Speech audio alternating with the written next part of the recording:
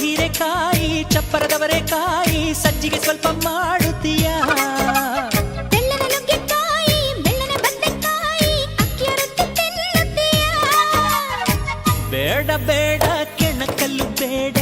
ತೊಂದ್ರೆಯಾದ್ರೆ ನಿಂದಿಸಬೇಡ ಮೆಚ್ಚಿಕೊಂಡ ಗಂಡೆ ನಿನ್ನ ತೊಂದ್ರೆ ನಂಗೆ ತುಂಬಾ ಚೆನ್ನ ನಿನ್ನ ಪ್ರೀತಿಯ ಮಾತೆ ಚೆನ್ನ ಮಲ್ನಾಡಡಿಕೆ ಮೈಸೂರು ವಿಳದೆಲೆ ಬೆರೆತರೆ ಕೆನ್ನ